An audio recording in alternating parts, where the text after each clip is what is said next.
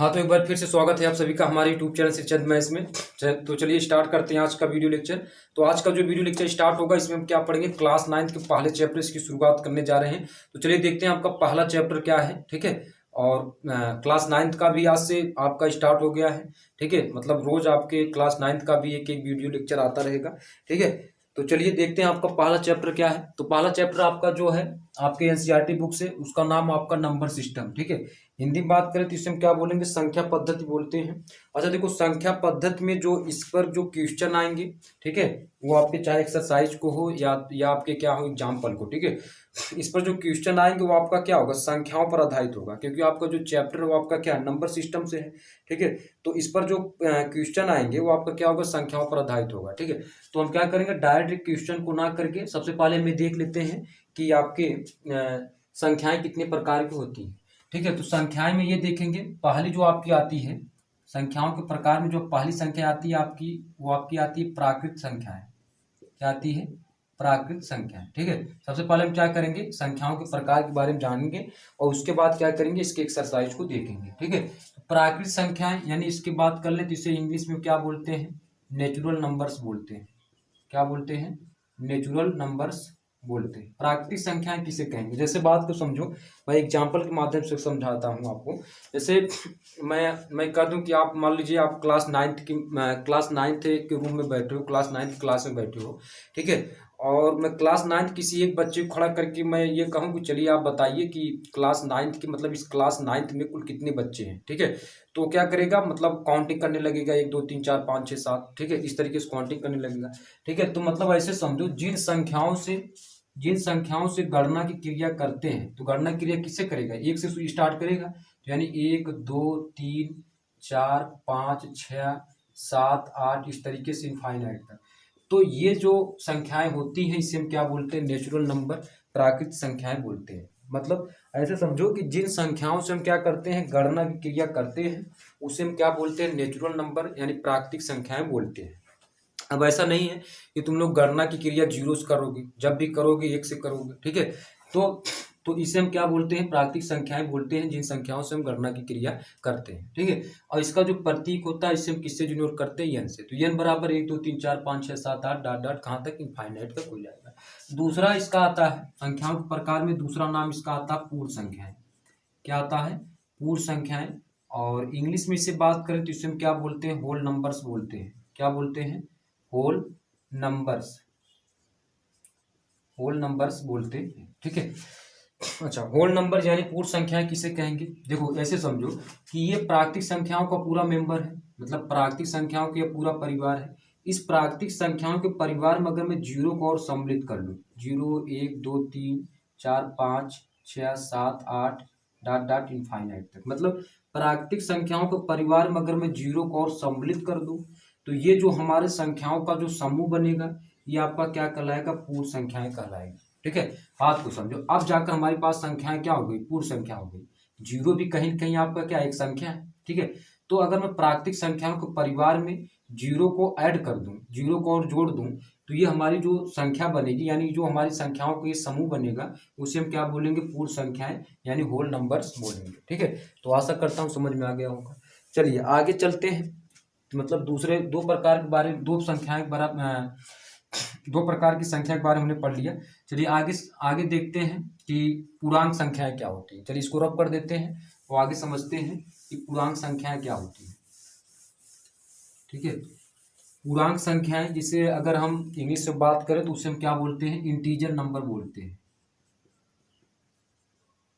पूर्णांक संख्याएं यानी इंग्लिश में से बात करें तो उसे हम क्या बोलते हैं, इंटीजर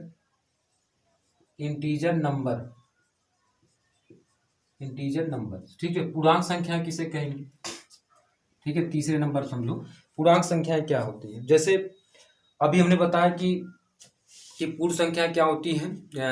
अगर मैं क्या कर दूं, प्राकृतिक संख्याओं के परिवार में जीरो को ऐड कर लूं, तो हमारे पास वो जो संख्या होती है वो आपकी क्या होती है, पूर्ण संख्या होती है। मतलब W बराबर क्या होता है, 0 1 2 3 4 5 6 7 8 डॉट डॉट इनफाइनाइट तक, ठीक है।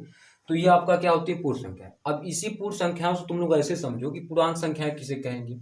अगर मैं क्या कर दूं, इस पूर्ण संख्याओं को इस पूर्ण संख्याओं को क्या कर दूं, धनात्मक और ऋणात्मक चिन्हों के साथ लिखूं। इस तरीके से लिख दूं, जैसे -3, -2, -1, 0, 1, 2, ठीक है, 0, 1, 2, 3, मतलब डॉट डॉट इनफाइनाइट तक।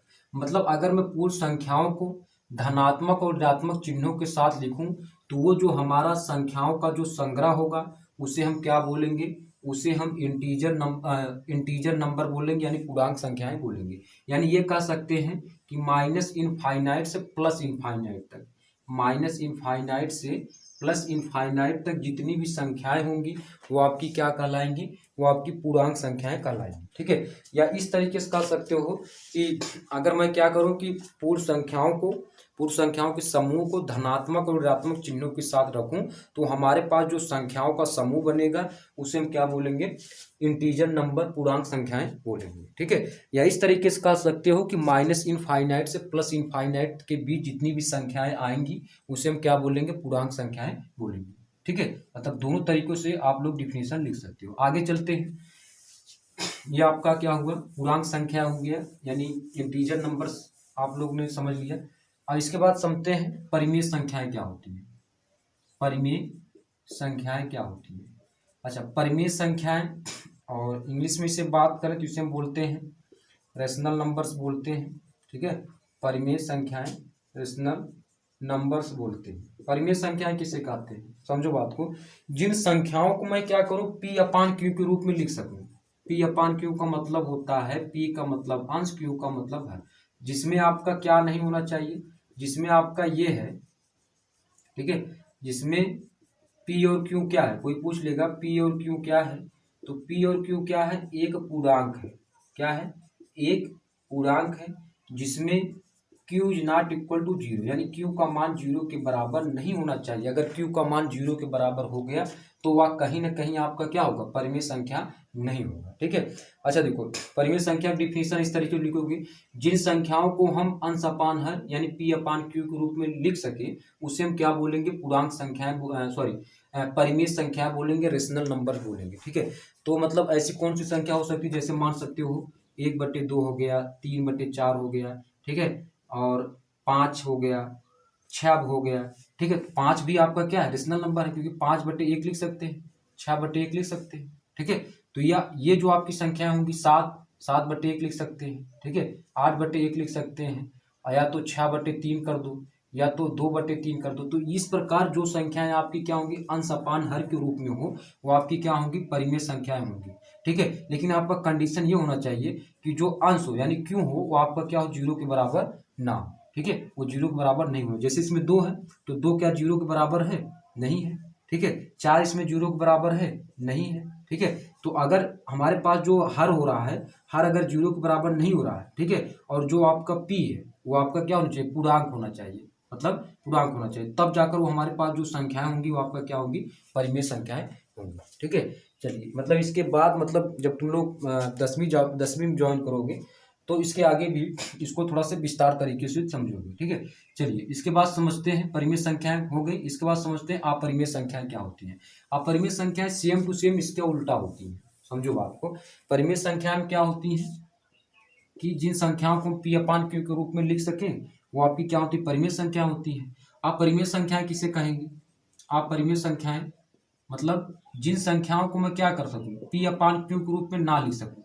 पी अपान, जिन संख्याओं मतलब ऐसी संख्याएं जिन्हें पी अपान क्यू के रूप में ना लिखा जा सके, मतलब अंश अपान हर के रूप में ना लिखा जा सके, उसे हम क्या बोलेंगे, अपरिमेय संख्याएं बोलेंगे।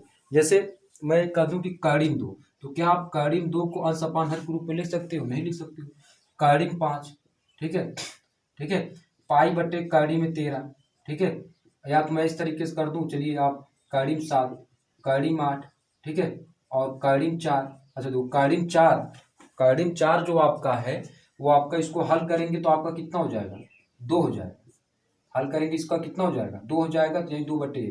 ठीक है, तो मतलब कर्डिन 4 आपका कहीं न कहीं क्या होगा, परिमेय संख्या, अपरिमेय संख्या नहीं होगी, क्योंकि कर्डिन 4 को हल कर देंगे तो हमारे पास कितना हो जाएगा, 2 हो जाएगा, तो 2 आपका क्या है, परिमेय संख्या है। तो कर्डिन 4 आपका परिमेय संख्या, अपरिमेय संख्या नहीं होगी। ठीक है, ठीक है, तो इस तरीके से हम कह सकते हैं कड़ी में, आप ये कह सकते हैं कड़ी में 10, ठीक है। मतलब जो रूट वाली संख्याएं होती हैं उसे हम क्या कह सकते हैं कि अपरिमेय संख्या होती है, ठीक है। अच्छा, इसमें एक बात नोट रखना, जो पाई है वो पाई क्या है आपका, अपरिमेय संख्या है। पाई आपका क्या है, अपरिमेय संख्या है। लेकिन जो पाई का मान होता है, पाई का मान हम क्या होता है 22/7, ये आपका क्या होता है, परिमेय संख्या होता है। वो आपका क्या होता है, परिमेय संख्या होता है। यानी जो पाई है, पाई पाई तो आपका क्या होता है, परिमेय संख्या होता है, लेकिन जो पाई का मान है वो आपका क्या होता है 22/7 होता है। तो 22/7 आपका क्या अंश अपान हर के रूप में है, तो ये आपका क्या होगा, परिमेय संख्या होगा, ठीक है। चलिए, इस तरीके से हमने क्या किया, संख्याओं के प्रकार के बारे में समझ लिया। चलिए देखते हैं प्रश्नावली 1.1 का पहला क्वेश्चन क्या है उसको देखते हैं, ठीक है। चलिए पहले क्वेश्चन की तरफ चलते हैं, पहला क्वेश्चन सॉल्व करते हैं। चलिए देखते हैं इसका पहला क्वेश्चन, ठीक है। तो पहला क्वेश्चन इसको रब करते हैं और पहला क्वेश्चन की तरफ चलते हैं, ठीक है। मतलब इस तरीके से समझ सकते हो कि अगर अपरिमेय संख्या कोई पूछे तो ये कह सकते हो जो रूट वाली जो संख्याएं होंगी वो आपकी क्या होंगी, अपरिमेय संख्याएं होंगी, ठीक है। चलिए आगे समझते हैं, आपका एक्सरसाइज 1.1 का पहला क्वेश्चन देखते हैं। एक्सरसाइज 1.1 का पहला क्वेश्चन, ठीक है। चलिए देखें पहला क्वेश्चन आपका क्या है, ठीक है।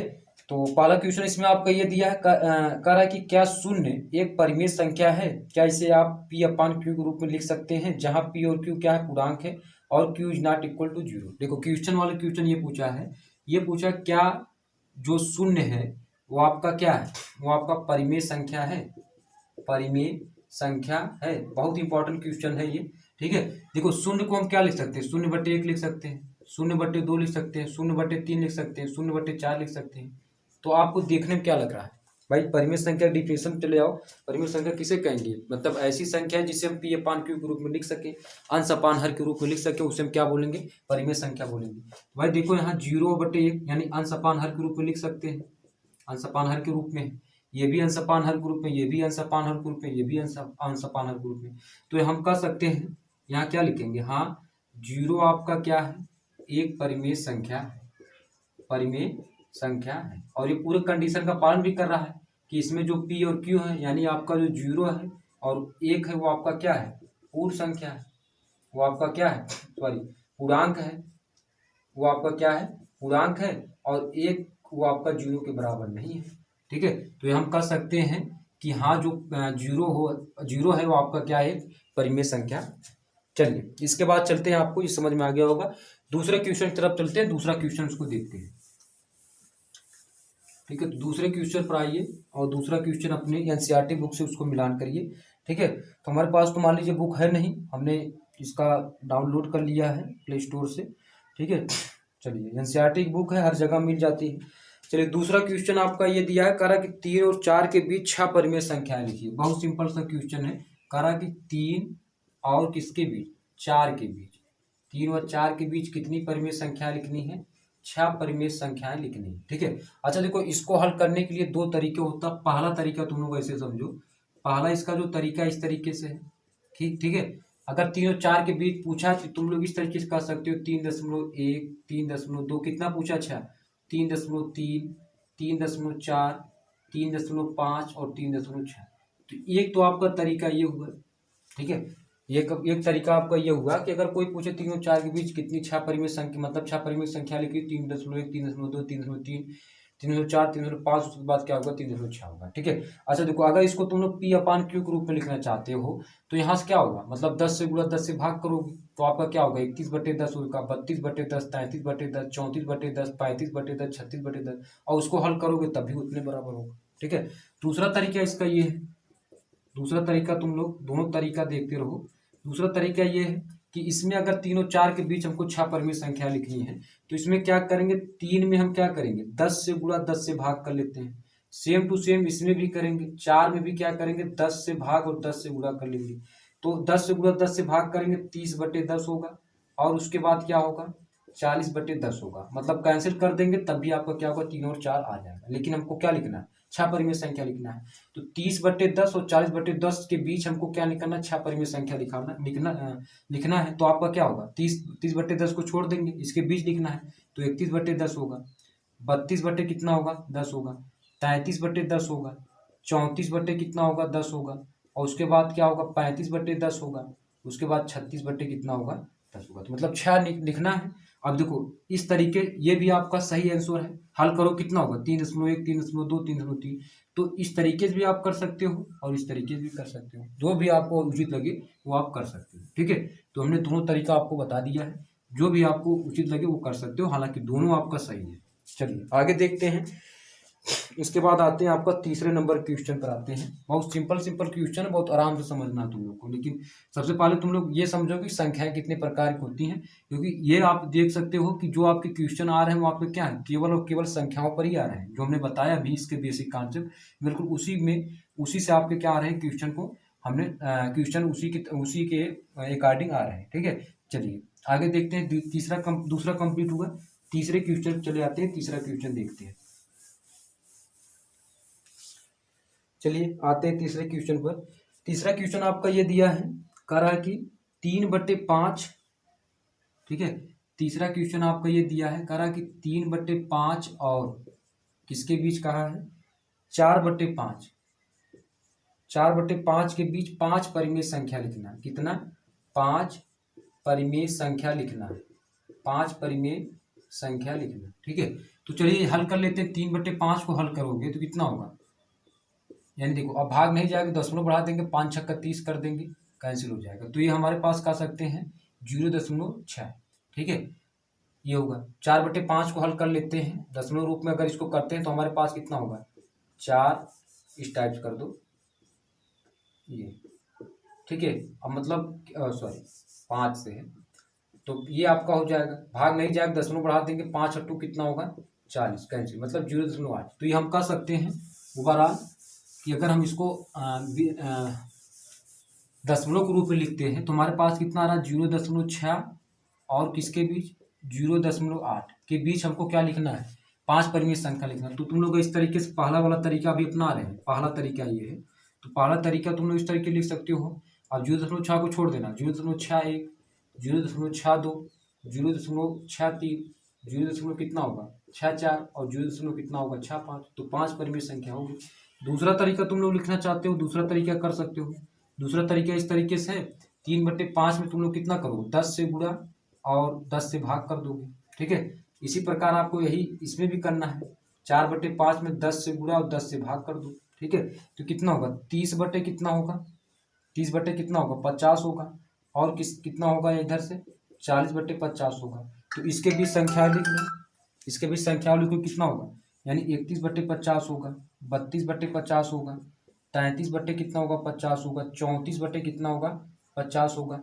और उसके बाद अच्छा दिखाई नहीं दे रहा होगा, इधर देख लेते हैं, मतलब इधर लिख लेते हैं कितना होगा 30/50 और 40/50 के बीच हमको कितने रखना 5 परिमेय संख्या लिखना। तो 31/50 लिख सकते हो, 32/50 और कितना होगा 33/50 होगा, 34/50 होगा, उसके बाद क्या होगा 35/50 होगा। तो ये भी आपका राइट आंसर है। हल कर दोगे तो इतने बराबर आ जाएगा। तो पहला तरीका दूसरा तरीका ये होगा।